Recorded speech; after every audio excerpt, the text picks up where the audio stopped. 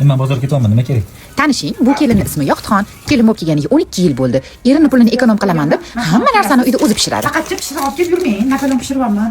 Anaqa faqat 4 olib kelsangiz bo'ladi. Men bu anaqa kecha biskvit qilgandim, juda o'xshamaydi. Menimcha shu anaqa olib kelgan narsangiz yaxshi emasmi deymanda, ishimga qoldi. 4 olib kelsangiz, imash spiskadan olib kelsangiz bo'ldi. To'rtta yaxshi olib keling. Ular rosa dugonalari tinmay telefonda gaplashib o'tiradi. Telefon podarka. Maqtan bu shunaqa Instagramda hammaga yozib, istoriyalarga qo'yib, to'jini ko'rdingmi? Tutyapti. Voy! To'xtab tur o'rtoq. Napoleon. Ay. Voy, endi nima qilaman? Nuqul shunaqa qiladi. Qaynonamga yaxshi ko'rinaman deb uyda hamma narsani o'zim pishiraman deydi, lekin nuqul masallig'i uvol qilgan.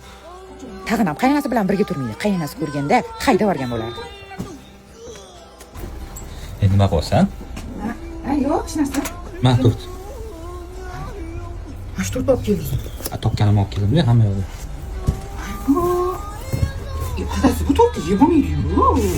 Qattan oldingizmi? Qanday magazindan kirib yaxshiroq to'rt olsangiz. Qattan topaman men senga 31 kun turibdi. Hamma yo'q probka. Bozorga kirib bo'lmaydi. Yoqutxon, feyaga zakaz berganingda pishirig'ingni ham, tortingni ham uyinggacha tekinga olib berishardi. Eringni ham asabiga tegib o'tirmasding.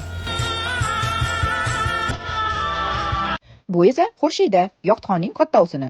U 16 yillik kelin. Xurshida ish ko'zini biladi. Shirinliklarni feyaga zakaz qilgan ekan. Uyigacha tekinga olib berishdi.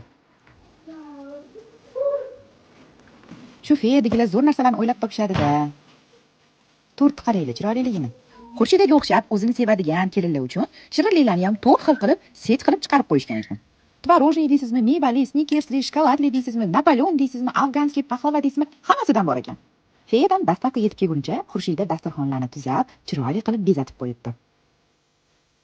Qaranglar, baribir yangi yil dasturxonini feyaning shirinliklari boshqacha ochib turar ekan-a. Uddaburon kelin Xurshida oshxonaga o'ralashib yuradigan vaqtini bolalariga sarflabdi. Va ular yangi yilni yaxshi kayfiyatda oila davrasida kutib olishibdi. Endi aytingchi, siz qaysi kelinlarning qatoriga kirasiz? Xurshidaga o'xshab ish ko'zini biladigan kelinmisiz yo Yoqutxonga o'xshab hamma narsani o'zim qilaman deb, keyin kamiga uydagilardan ham gap eshitib o'tiradigan kelinmisiz?